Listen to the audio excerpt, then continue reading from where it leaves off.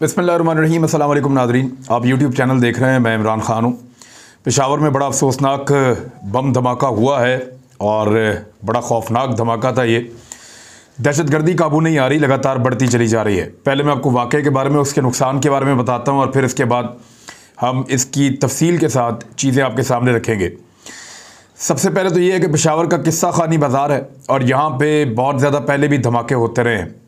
इसको किस्सा खानी बाज़ार कहते हैं और ये बड़ा मकबूल इलाका है। पूरी दुनिया से जब सयाह आते थे इस खित्ते में तो यहाँ पर आकर रुकते थे। ख़ास तौर पे सेंट्रल एशिया से और बाकी इस खित्ते के आसपास जो लोग रहते हैं वो यहाँ पे आते थे और यहाँ पे मुसाफिर रात बसर किया करते थे और अपने अपने किस्से सुनाया करते थे। और यहाँ पे एक बाज़ार का एरिया है जहाँ पे किस्से सुनाने के लिए मशहूर है, तो किस्सा खानी बाज़ार इसका नाम पड़ गया।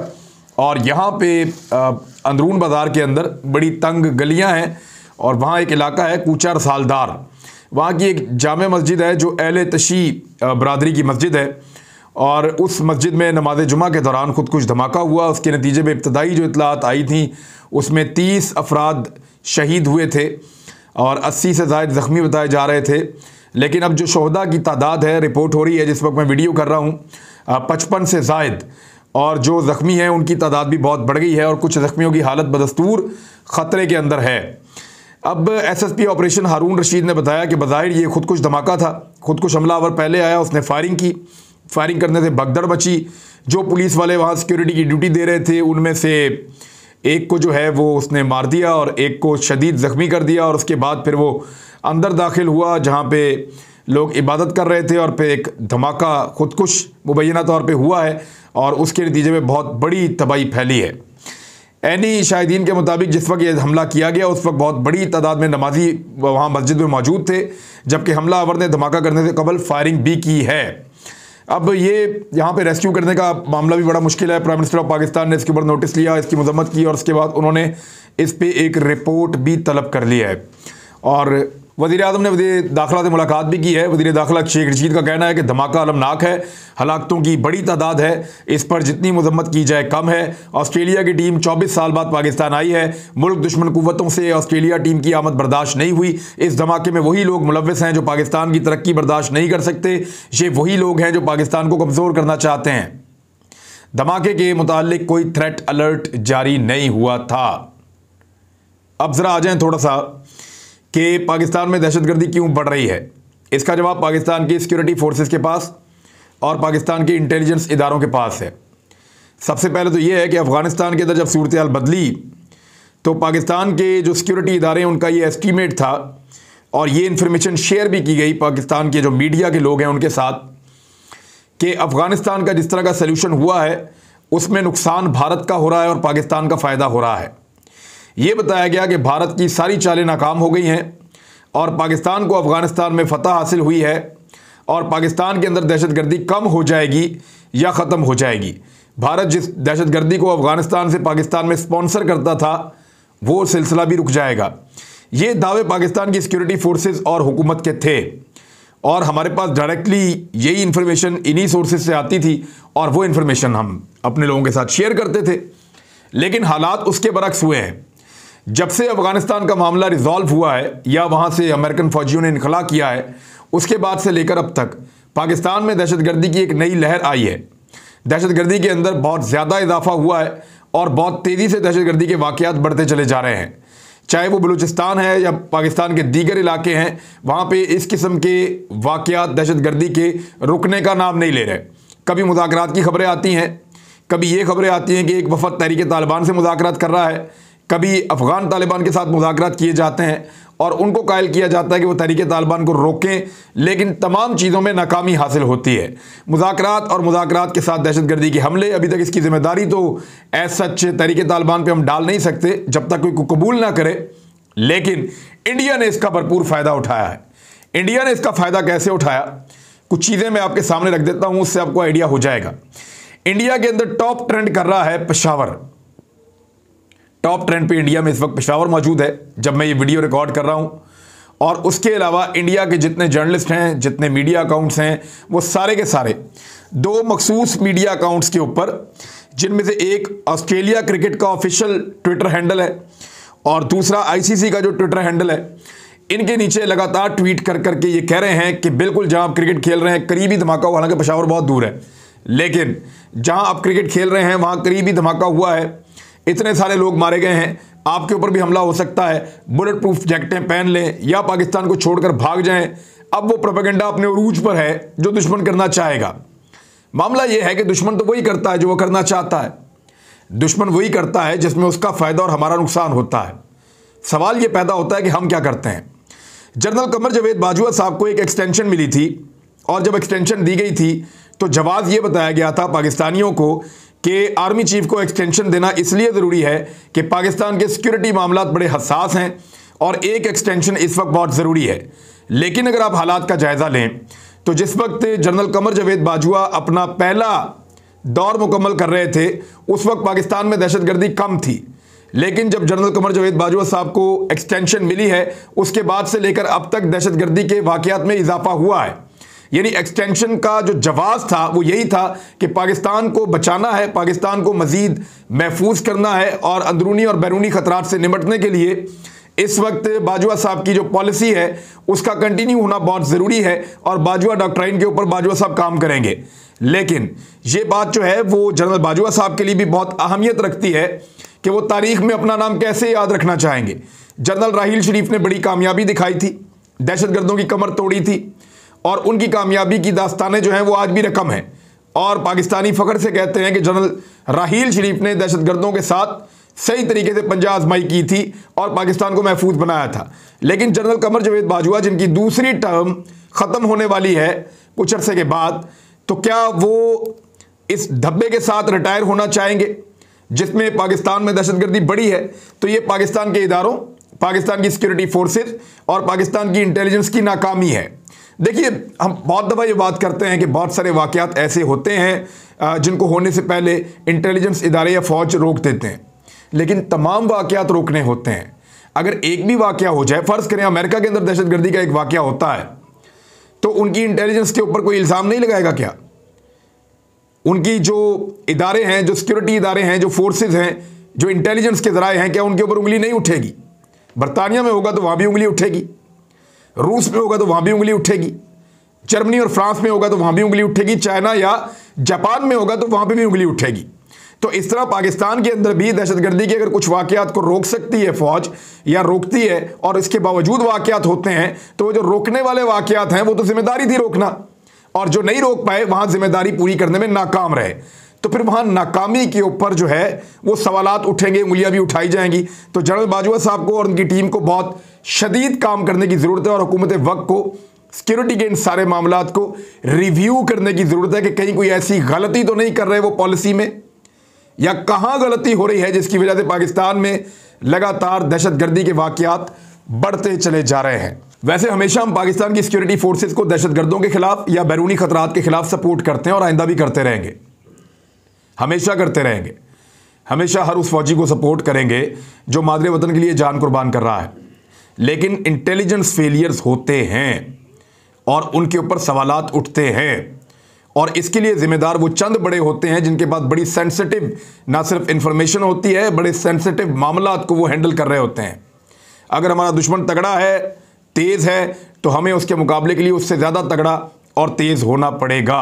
हुकूमत और इदारों की रिस्पॉन्सिबिलिटी है, हमने ये बात करनी थी और यही मौका है ये बात करने का। और दूसरी जानिब शेख रशीद अहमद साहब को भी ये देखना पड़ेगा कि जब से वो वज़ीर दाखिला बने हैं पाकिस्तान के अंदर दहशतगर्दी के वाक़यात ज़्यादा हो रहे हैं या कम हो रहे हैं, और कौन सी ऐसी चीज़ें हैं जो वज़ीर दाखिला को फौरी तौर पे करनी चाहिए। ये सबको अपनी अपनी अकाउंटेबिलिटी करनी पड़ेगी और बैठकर बाकायदा इन चीज़ों पर काम करने की ज़रूरत है, क्योंकि हमने दहशतगर्दी का जो अजाब है वो झेला है। मैं खुद ज़ख्मी होकर अस्पताल पहुंचा हूं, कई मरतबा कवरेज करते करते मरते मरते बचे हैं, लेकिन हमारी जान छूट गई थी इससे। क्या दोबारा हम फंसने जा रहे हैं? ये सोचकर ही जो है वो खौफ आता है, ये सोचकर ही जो है पाकिस्तानियों के लिए एक गमगीन सूरत हाल पैदा हो जाती है।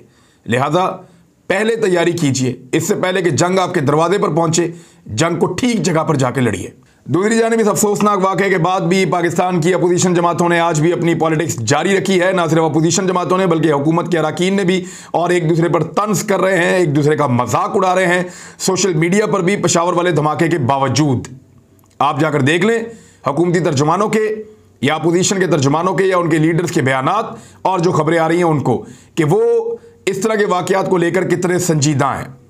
अदम एतमाद के अहम खिलाड़ी जो हैं जहांगीर तरीन, उनके बारे में खबर आई है कि वो 6 तारीख को पाकिस्तान वापस आ जाएंगे और फिर वो अपना रोल प्ले करेंगे।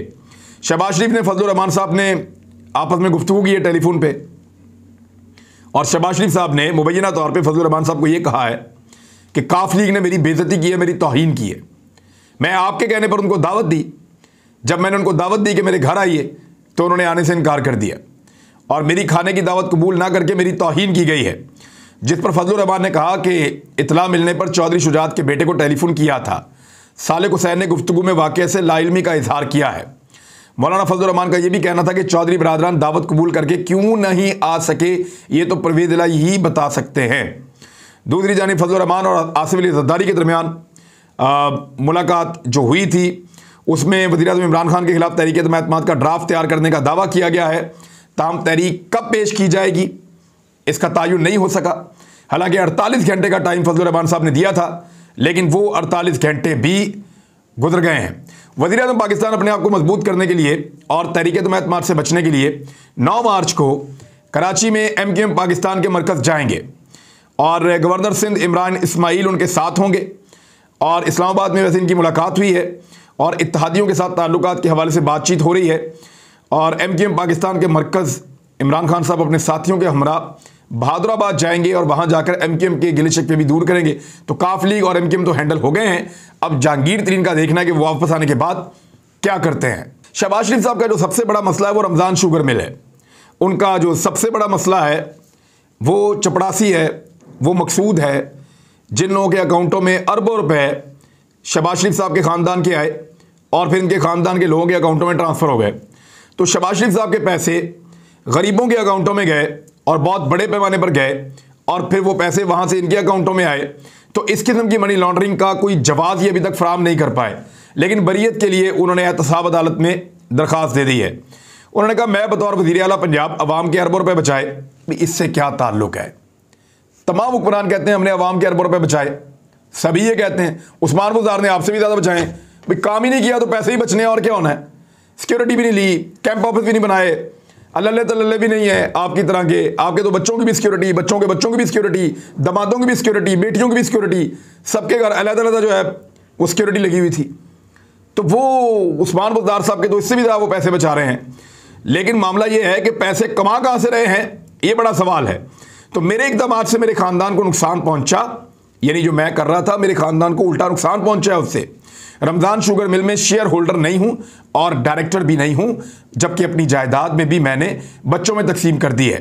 शहबाज शरीफ ने नैब की जानिब से लगाए गए इल्ज़ामात के हवाले से कहा कि नैब अभी तक कोई इल्ज़ाम साबित नहीं कर सका, इस्तदा है कि अदालत रेफरेंस से बरी करने का हुक्म दे। मेरे ख्याल में ये कोई डिवाइन पावर है, कोई आसमानी कुव्वत है जो गरीबों के अकाउंटों में पैसे डालती है और उन गरीबों को कहती है कि ये फौरी तौर पे आप मुंतकिल कर दें शरीफ खानदान के अकाउंटों में। या तो यही अब जज साहब ये फैसला दे दें तो जान छूटती है, वरना ये तो बताना पड़ेगा कि इनके अकाउंटों में पैसे चपड़ासी आपका है, काम आपके पास कर रहा है, अरबों रुपए उसके अकाउंट में आ रहे हैं और वहां से आपकी फैमिली के अकाउंट में आ रहे हैं। बताना तो पड़ेगा कि उसके अकाउंट में कहां से आ रहे हैं, ये एक्चुअली पैसा जो है वो शुरू कहां से हुआ ना, ये तो बताना पड़ेगा। लेकिन इसका जवाब नहीं देते। वो कहते हैं जी मैंने अरबों रुपए बचाए, मेरा कोई ताल्लुक नहीं है, मेरे बच्चे जाने तुम जानो, मुझे निकालो बीच में से। तो ये वो हड्डी है जो गले में आकर फंस गई है, जिसको आप रमज़ान शुगर मिल कहते हैं। इसके अलावा आरिफ अलवी साहब ने एक बड़ा काम किया है। और उससे पहले एक और चीज़ बताऊं, पाकिस्तान जून तक FATF की ग्रे लिस्ट में बरकरार रहेगा, इस बात का इम्कान है, क्योंकि गोरा जो है वो पाकिस्तान से मुतमईन नहीं हो रहा, मगरबी ताकतें पाकिस्तान से मुतमईन नहीं हो रही। और वो ये कह रहे हैं पाकिस्तान ने बहुत अच्छा काम किया, बार बार कह रहे हैं बहुत अच्छा काम किया, शाबाश शाबाश ज़बरदस्त, लेकिन फिर वो ग्रे लिस्ट में रखते हैं कि अभी आपको वाइट लिस्ट में नहीं डालना। वो मुल्क जिन्होंने पाकिस्तान से बहुत कम काम किया है और पूरी आइटम्स के ऊपर या पूरे नुकात के ऊपर अमल नहीं किया है, वो ममालिक अभी भी वाइट लिस्ट के अंदर मौजूद हैं, लेकिन पाकिस्तान को बदस्तूर ग्रे लिस्ट में रखने के कवी इम्कानात हैं और इस हवाले से इतलात आ गई हैं। आरिफ अलवी साहब ने एक नया रिकॉर्ड कायम किया है। आपको याद है आसिफ अली जरदारी साहब वो सदर पाकिस्तान क्यों बने थे? क्योंकि उनके ऊपर कुछ ऐसे केसेस थे जिन केसेस में उनको सज़ा हो जानी थी। तो जरदारी साहब सदर पाकिस्तान बन गए। अब सदर जब आप बन जाते हैं तो आपके पास एक सदारती इस्तिस्ना आ जाता है, यानी पाकिस्तान की कोई भी अदालत आपको बुला नहीं सकती।